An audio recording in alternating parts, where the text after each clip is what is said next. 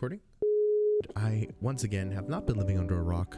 I do know that the new Blackmagic PYXIS came out, the 6K version as well as the 12K version, and today we're going to be taking more emphasis on the 6K and kind of going over, is this the right camera for you, and looking at the specs and also doing some color grading on DaVinci Resolve. Get out your popcorn, get out your drink.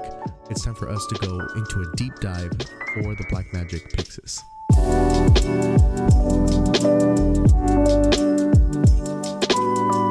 If you guys are new to the channel, hello, my name is Rigo. I'm a videographer and photographer based out of Los Angeles, California. And on this channel, we help you think like a filmmaker. Before we begin the video, I just want to give a quick announcement. I started my own Fiverr channel. I'll have a link down in the description below.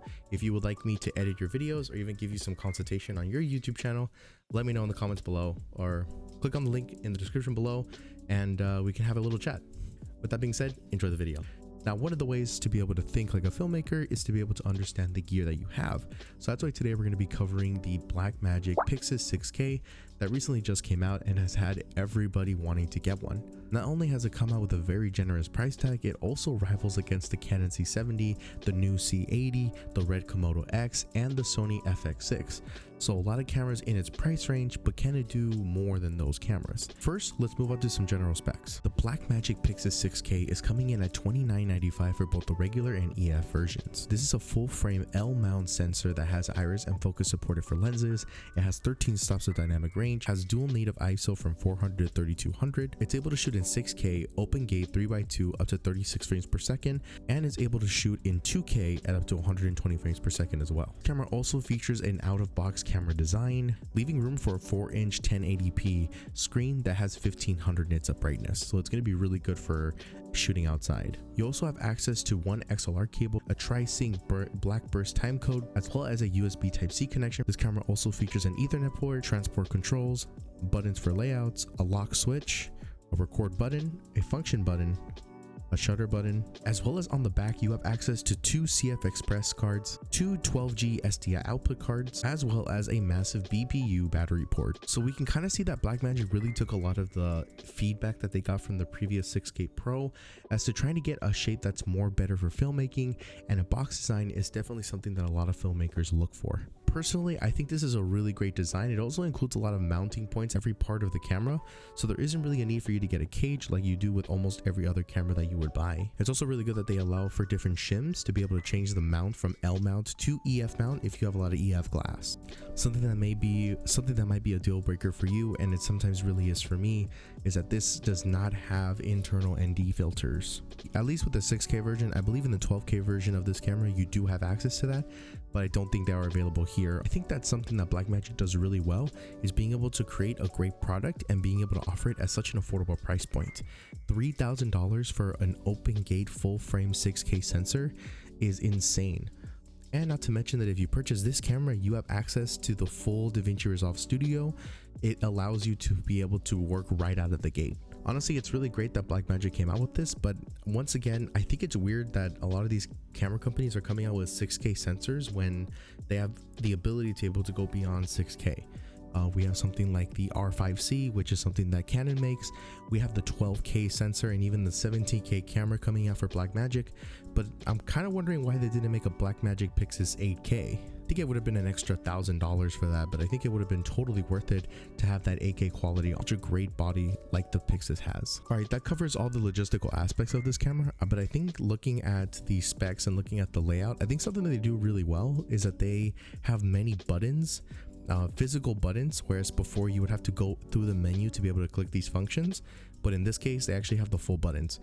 And having a dedicated port on the back of the camera for your batteries is also going to be really good for workflow and being on the field and trying to change those batteries out. Thank you to Blackmagic for listening to us and putting in those CF Express Type A cards. You have no idea how much better CF Express cards are better than regular SD cards. Canon, I'm looking at you. Why did you put SD cards on the C80? You know, when I first started, when my very first cinema camera was a Blackmagic camera, it was actually the 6Play. It was actually the Blackmagic Pocket 6K Pro. This being an even cheaper design and being full frame, but losing that ND filter aspect, I would say it's a deal breaker generally, but in this case, if you're starting off filmmaking and you want to get into the cinema space, this is a really good camera to start you off. Now, do I think that this is going to fare up against maybe something from Sony or something from Canon? I think that because Canon and Sony have those built-in ND filters and more compatibility with their own lenses, I think they're going to be just a tad bit better in that aspect. But in terms of great value for the price, you really can't beat Blackmagic. So that was us doing our predictions and kind of getting our thoughts on the initial impressions. But I have some footage here that I want us to take a look at, and we're going to try to color grade it right now. All right then, folks, so here we are. We are taking a look at some of the footage here that we got for DaVinci Resolve, and we're taking a look at this first clip here. And there's no sound, but we can see that this is a really nice shot. Yeah, it looks really good. It looks like this was shot in open gate. We'll just zoom in a little bit.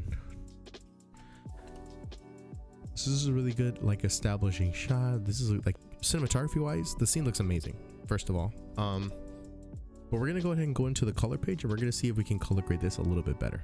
This is how they originally started the clip. So we're just gonna go quickly right here. We're gonna draw our regular good old-fashioned S-curve.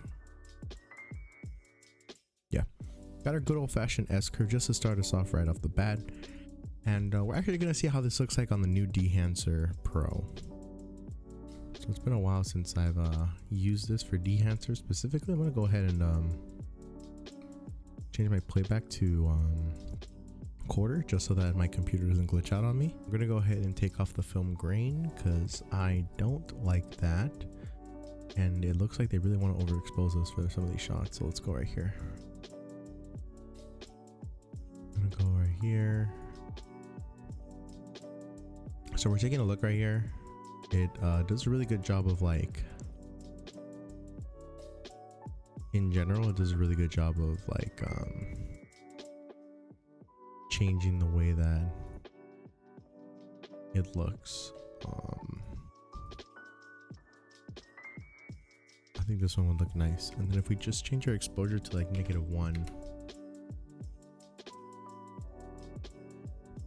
kind of seeing that nice intrinsic background there. Then we get a 1.5.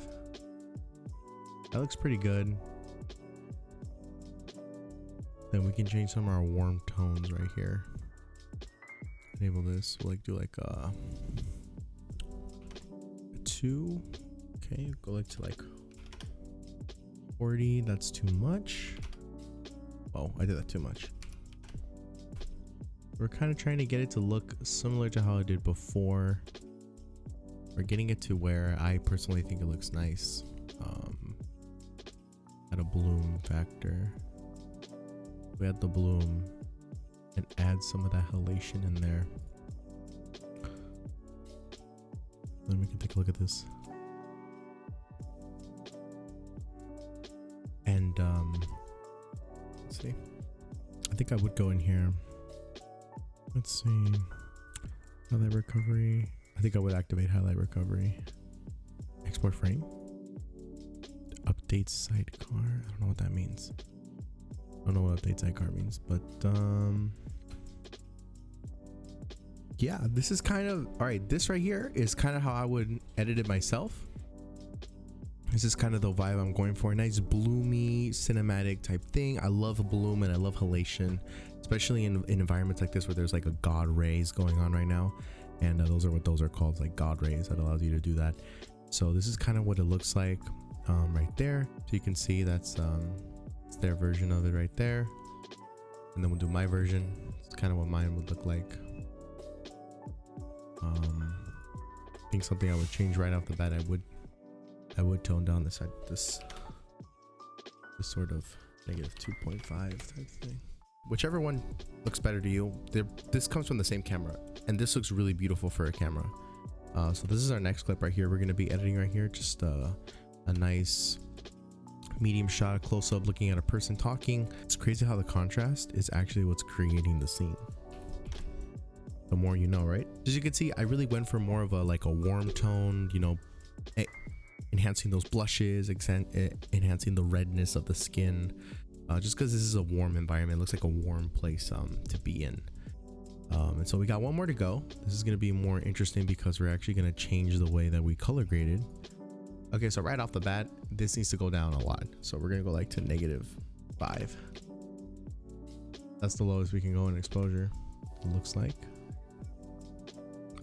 And we haven't done an S curve, so that makes sense why it would look like this. Very, very gentle S curve.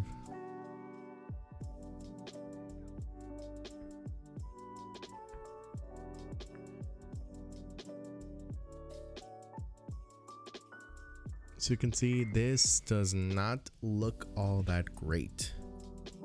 So this first shot looks nice, but as we get into the car, we can see that we're kind of losing a lot of that natural stuff that we want. So we're gonna go, we gotta pick a different, but if we look at the inside of the car, when we go to inside, right? Oh yeah, we're gonna see a much better roll off. Yeah, that's looking really good. Yeah, so that's our version.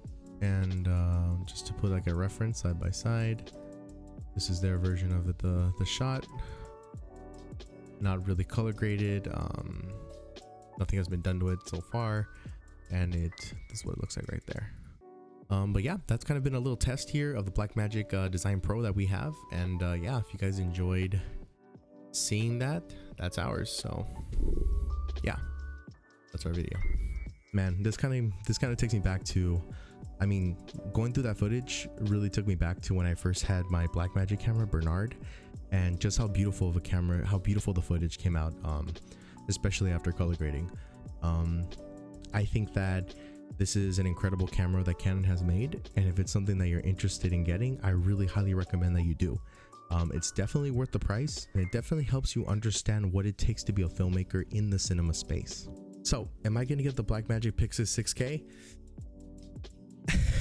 Probably not. Like I said, I'm saving up for the Blackmagic 17K camera, and I think I'd rather use that $3,000 to probably buy a brand new cinema lens that I can use on the field. But that's going to be it for my review on the 6K PYXIS from Blackmagic. I think that it's an incredible camera, and I think it's something you should definitely look into if you're starting off your filmmaking journey. With that being said, if you guys like this video, be sure to go ahead and give it a like. Make sure to hit that subscribe button and turn on post notifications. Let me know what you think of this camera down below, and I will see you all in the next video. It's Rigo with Grizz Media signing off. Have a great day, guys.